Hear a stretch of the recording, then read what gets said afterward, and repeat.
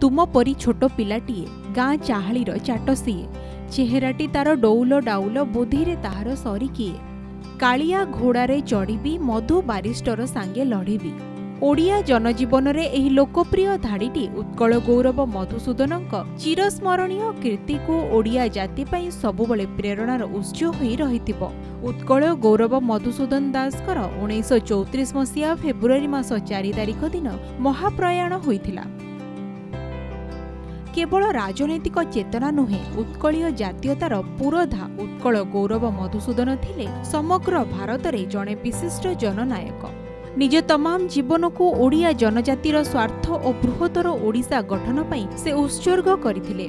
मधुबाबुंक जातीयतार प्रेरणा सबुदिन ओडिया जाति पई क्लांति वर्णी सदृश पीढ़ी पीढ़ी को दिगदर्शन देई आसुछि। जणे कर्मयोगी भावे मधुसूदनक जीवन और तांक दिव्य दृष्टि समग्र ओडिशार स्वतंत्रता प्रतिष्ठा पई क्रांतिर मसाल परी जेउ प्रेरणार वर्णी प्रज्वलित करि जाइछन्ति ताहाकु ए जाति केबे भी भूली पारिबो नाही। कुलवृद्ध मधुसूदनक जातीयता और त्याग विषय जातिर जनक महात्मा गांधी कहिसेंति जणे देशभक्त भावे मधुसूदन समस्तंक पई चिरकाल स्मरणीय। ग्रामीण चमड़ा शिल्प क्षेत्र में मधुसूदन दास तांकर आखि खोली देइथिले बोली महात्मा गांधी कहिथिले। कुटीर शिल्प हेउ कि स्वदेशी शिल्प नारी मानकु स्वतंत्रता और क्षमता प्रदान क्षेत्र में मधुबाबू सारा देश में आगे थिले। गोरक्षा क्षेत्र में मधुबाबू आगुरु सफल होइचंती बोली महात्मा गांधी तांको भाषण रे कहिथिले।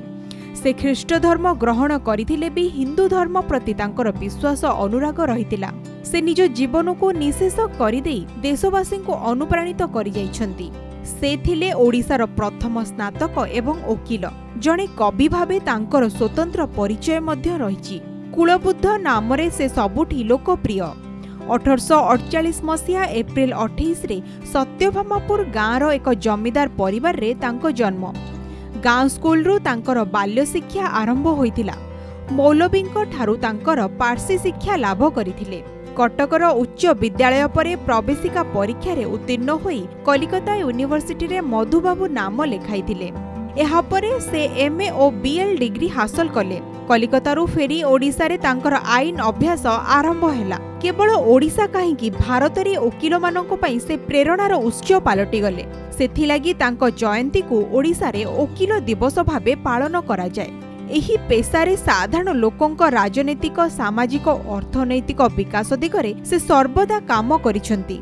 तांको द्वारा प्रतिष्ठित उत्कल सम्मिलनी ओडिशार सामाजिक और व्यावसायिक संस्कार रे जागरण आनिथिला।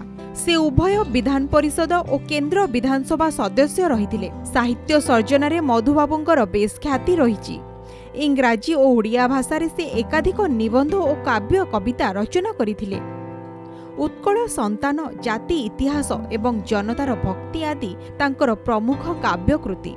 1934 फेब्रुआरी 4 तारिख दिन मधुबाबू इहलीला संवरण करथिले। ओडिशार राजनैतिक सामाजिक सांस्कृतिक सारस्वत क्षेत्र को देखिले आज सबुठी समस्तंकर प्रिय स्वाधीन चेता निर्भीक स्वाभिमानर सत्यनिष्ठ पूजारी मधुबाबूंक व्यक्तित्व स्मरण को आसुछि। Bureau report Konark news.